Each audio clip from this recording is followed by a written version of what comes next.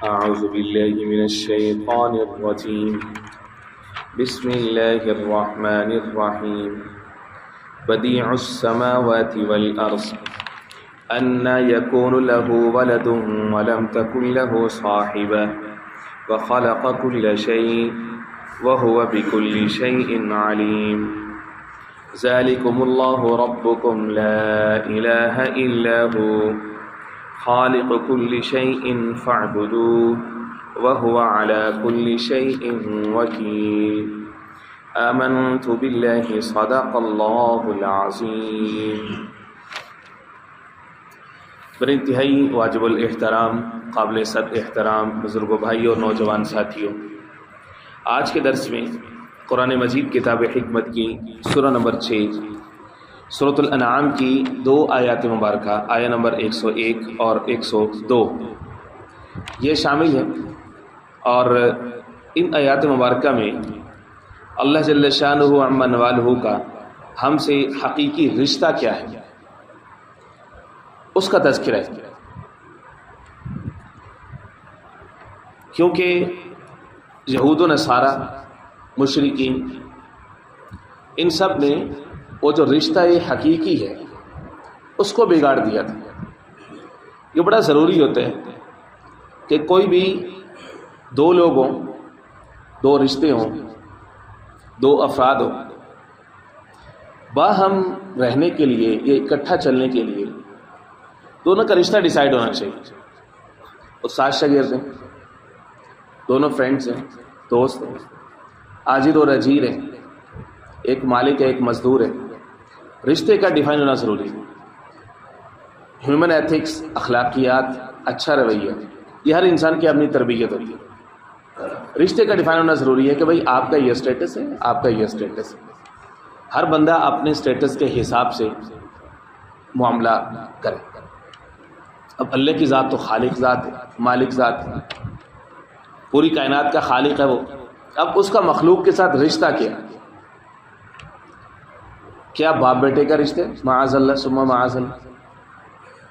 جس طرح کی غلطی نصارہ نے کی، عیسائیوں نے کی، جناب عیسیٰ علیہ السلام کو اللہ کا بیٹا بنا دیے۔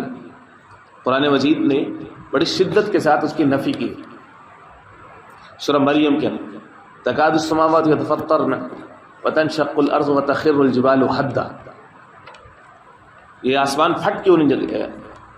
یتفطرن، زمین پھٹ کیوں نہیں جاتی؟ پہاڑ ریزہ ریزہ کیوں نہیں ہو جاتی؟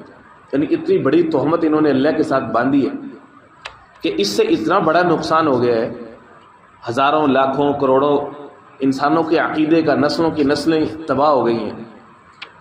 شاید آسمان پھٹ جاتا تو اتنا نقصان نہ ہوتا، زمین پھٹ جاتی تو اتنا نقصان نہ ہوتا، پہاڑ ریزہ ریزہ ہو جاتے تو اتنا نقصان نہ ہوتا۔ اتنا نقصان اس عقیدے کا ہے کہ اللہ کی طرف ولدیت کی نسبت۔ اور اسی طرح سے جو مشرکین تھے وہ کہتے تھے فرشتے اللہ کی بیٹی ہیں، معاذ اللہ۔ فرمایا کہ اصل رشتہ اللہ کے ساتھ تمہارا کیا ہے، اس کو پہچاننا تمہارے لیے ضروری ہے۔ سورۃ الانفطار پارہ نمبر 30 میں فرمایا یا ایھا الانسان ما غرک بربک الکریم، اے انسان تجھے تیرے کریم رب سے کس نے دھوکے میں ڈال دیا؟ ما غرک بربک الکریم، تجھے پتہ ہے کہ تیرا اس سے رشتہ کیا ہے؟ الذی خلقک، اس نے تجھے پیدا کیا، خلق کا رشتہ، الذی خلقک فسواک، تجھے برابر کیا، فعدلک، موزوں بنایا تجھے، ایسا زبردست خوبصورت تجھے بنایا ہے، تجھے سیدھا کھڑا کیا۔ باقی مخلوقات کو تو دیکھ، سارے جھکے ہوئے، چونکہ ان کے اندر شعور نہیں تھا، ان کے اوپر سجدہ لازم نہیں تھا، تو ان سب کو اللہ رب العزت نے آٹومیٹک جھکا دیا۔ عقل شعور نہیں تھی تو اللہ نے ان کے ستروں کو چھپا دیا، اس انداز میں ان کو پیدا کیا۔ انسان کو اللہ نے سیدھا کھڑا کیا اور اس کو عقل عطا فرمائی، شعور دی، کیونکہ اس کو مکلف بنانا تھا، اس کو اپنا جانشین، ڈپٹی اور خلیفہ بنانا تھا، نائب بنانا تھا اس زمین کے اوپر۔ فرمایا رشتے کو پہچان، رشتہ کیا؟ رشتہ تیرا اللہ کے ساتھ اصل میں خلق کا رشتہ ہے۔ فتبارک اللہ احسن الخالقین، محبت ہے، پیار ہے، رحم ہے، ہمدردی ہے، رحمت ہے، شفقت ہے. اس کے لیے رب العزت نے ماں کی مثال دی، کیونکہ انسان سب سے قریبی اپنے والدین کے ہوتا ہے، اور اس میں سے بھی ماں کے ہوتے ہیں، پیٹ میں رہتے ہیں. تو محبت کو سمجھانے کے لیے رب العزت نے ماں کی مثال دی کہ 70 ماؤں سے زیادہ شفیق. ماں کی مثال دی تاکہ انسان سمجھ سکے کہ خالق ہو کے وہ بیگانہ نہیں ہے، مالک ہو کے وہ بیگانہ نہیں ہے، پیدا کر کے اس نے تجھے چھوڑ نہیں دیا ہے، بلکہ تیرے ماں باپ سے زیادہ اس کا پہرا تیرے اوپر ہے، ان سے زیادہ تیرا خیال رکھتے. ماں باپ اگر اللہ سے زیادہ شفیق ہوتے تو اللہ کسی ماں باپ کو موت ہی نہ دیتے. ان کو اپنے پاس بلاتے ہیں، یہی بتانے کے لیے بلاتے ہیں کہ اے میرے بندے تیرا مجھ سے رشتہ ہے، میں تو حی اور قیوم ہوں، میں تو حی اور قیوم ہوں، میں تو موت اور زندگی کا خالق ہوں، میرے ساتھ اپنا رشتہ مضبوط کر.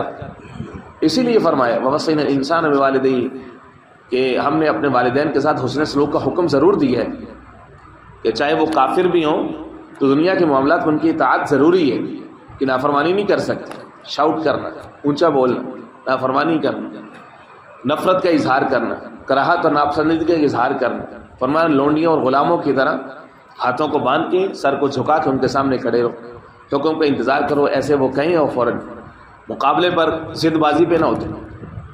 اتنا احترام کا حکم دیا، لیکن ساتھ ہی فرما دیا، فرمایا یاد رکھو وَإِن جَاهَدَاكَ عَلَىٰ أَن تُشْرِكَ، اگر تیرے والدین تجھے میری نافرمانی پر اکسائیں، شرک پر تجھے تیار کریں، جَاهَدَاكَ عَلَىٰ أَن تُشْرِكَ بِي، میری نافرمانی، فَلَا تُطِعْهُمَا، پھر ان کی اطاعت نہیں.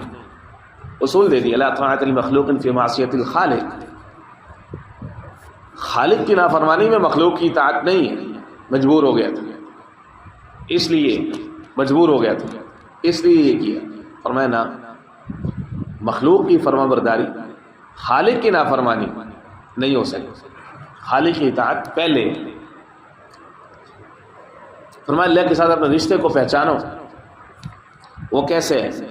بدیع السماوات والارض، زمین و آسمان کو بنانے والا وہ ہے. قرآن مجید میں کچھ جگہ پر زمین و آسمان کے لیے خلق کا لفظ موجود ہے، خلق کی اصطلاح موجود ہے کہ زمین و آسمان کو اس نے خلق کی ہے. یہاں پر ایک یونیک صفت ہے اور وہ ہے بدیع. بدیع کا جو لفظ ہے یہ بدع سے، بدع کا مطلب ہے کہ ایک چیز کو عدم سے وجود میں لے کر کے آنا. یہ اللہ رب العزت کی صفت ابداع ہے. صاحب کبیر لکھتے ہیں الابداع عبارت عن تکوین الشیء من غیر مثال، کسی چیز کو اس طرح سے وجود دینا کہ وہ بے مثال ہو، اس کی پہلے سے کوئی مثال ہی نہ ہو، پہلے ایسا ہو ہی نہ سکا ہو، ایسا وجود دے دینا. اس لیے یہیں سے وہ لفظ بدعت ہے. بدعت کو بھی بدعت اس لیے کہتے ہیں کہ اس جیسا عمل پہلے سے شریعت کے اندر موجود نہیں ہوتا اور وہ نیا گھڑا جاتا ہے، تو اس لیے اس کو بھی بدعت کہتے ہیں. یہی سے وہ لفظ کہ جو بدعتی ہوتا ہے اس کو مبتدی کہتے ہیں عربی میں. بدیع یہ اللہ کی صفت ہے کہ عدم سے وجود میں چیز لے کر کے آتے ہیں. فرمایا کہ زمین و آسمان کو اس نے وجود بخشے. انا یکون لہ ولد، کہاں سے آ گیا اس کے لیے ولد، بیٹا کہاں سے آ گیا اس کے لیے، اولاد کہاں سے آ گئی اس کے لیے. ولم تکن لہ صاحبہ، حالانکہ اس کے لیے کوئی صاحبہ نہیں ہے، کوئی شریک حیات نہیں ہے، بیوی نہیں ہے. صاحبہ کا لفظ صحبت سے ہے. صاحب مرد کے لیے بولا جاتا ہے، صاحبہ عورت کے لیے بولا جاتا ہے. ولم تکن لہ صاحبہ،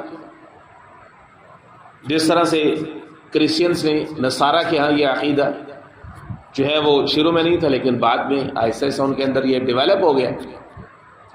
اور یہیں سے کفارے کا عقیدہ کہ جب اللہ کے ساتھ بیٹے کا رشتہ ہے تو اللہ کے بیٹے کو ماننے والوں کو اللہ تھوڑی نا گناہ دے گا، سزا دے گا، بلکہ اللہ نے اپنے بیٹے کو ہی سولی پہ دے کے پوری سب امت کے گناہ معاف کر دیے. معاذ اللہ ثم معاذ اللہ. عقیدہ کفارہ، عقیدے میں جب تھوڑی سی گڑبڑ ہوتی ہے نا تو اس کے بعد اس گڑبڑ کی بنیاد پر باقی سارے عقیدے تباہ ہو جاتے ہیں.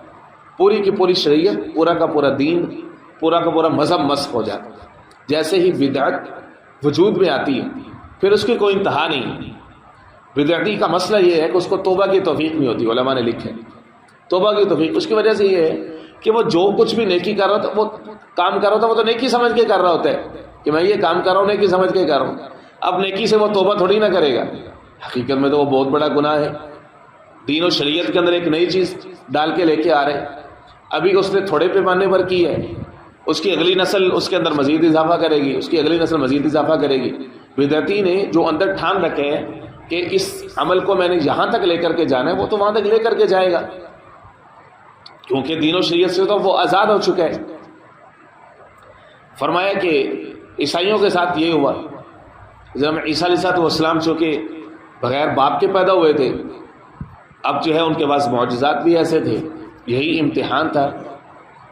تو اب جو ان کے ماننے والے تھے انہوں نے کیا کیا کہ اب یہ تو بیائی خدا والا کام کر رہے.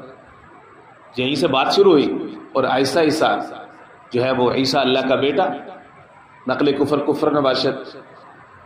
اور اب پوری عیسائیت حضرت عیسیٰ علیہ السلام کی جو 25 دسمبر ہے، عیسیٰ علیہ السلام کی خوشی کے اندر جتنے گناہ کرتی ہے پورے سال اتنے گناہ نہیں کرتی جتنے زنا 25 دسمبر کو ہوتے.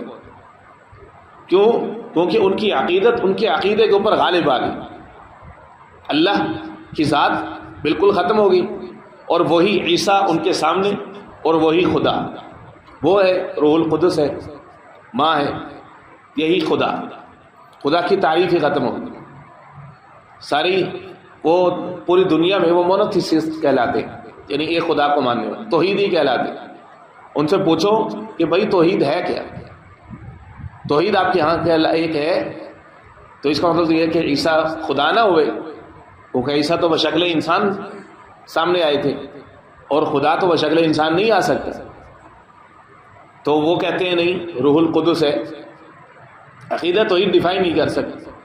اللہ پاک کا شکر ہے کہ دین اسلام کے اندر عقیدہ توحید ڈیفائن ہے کہ اللہ کی ذات ایسی ذات ہے، نہ وہ کسی جہت میں ہے، نہ کسی سمت میں ہے، نہ کسی مکان میں ہے، نہ کسی زمان میں ہے، ٹائم اور سپیس سے آزاد ہے. خالق ہے وہ سب کا، انبیاء کا خالق ہے، انبیاء کا مالک ہے، زندگی موت اس کے ہاتھ میں ہے، وہی سارا کچھ کرتے ہیں. انسان کی ظاہری آنکھ اس کو دیکھ نہیں سکتی. کل کے درس میں شامل آئے مبارکہ میں آئے گی اللہ کی مزید تعریف. فرمایا کہ اس کے ساتھ خلق کا رشتہ ہے، خالق کل شیء. ولدیت کا رشتہ مخلوق کا اللہ کے ساتھ نہیں ہو سکتا. سورہ اخلاص کے اندر بالکل صاف کر دیں، قل هو اللہ احد اللہ الصمد لم یلد ولم یولد ولم یکن لہ کفوا احد. تو پہلوں سے اللہ کہ اللہ ہی اللہ، نہ بندے نہ بستی نہ ویڑا محلہ، خدا ایک بھی یعنی احد صمد دے، ولم یلد دے ولم یولد دے، نہ وہ کسی کا جنا ہوا ہے نہ ہی اس نے کسی کو جنا ہے. وخلق کل شیء، تعارف اس کا یہ کہ پیدا کیا اس نے ہر چیز کو، وہو بکل شیء علیم، اور ہر چیز کو وہ جانتا بھی ہے، پیدا کر کے چھوڑ نہیں دیا. خالقیت کا رشتہ ہے، علیمیت کا رشتہ ہے. مخلوق کسی سے غافل ہو جائے، کسی بندے کو سائڈ لائن لگا دے، کھوڑے لائن لگا دے، اس سے تعلق نہ رکھے، اس میں یہ خامی ہے یہ خامی ہے، کسی کو معذور سمجھے مجبور سمجھے، تعلق ختم کر. میں اللہ کا تعلق ختم نہیں ہوتا. وہ تو پتھر میں کیڑے کو رزق دیتے ہیں. اور میں آگ کے اندر ایک کیڑا موجود ہے، آگ کے اندر، اس کو بھی تو اللہ رزق دیتے ہیں. اس کا رزق کیا؟ وہی آگ ہی ہوگی جس کے اندر وہ رہتے ہیں.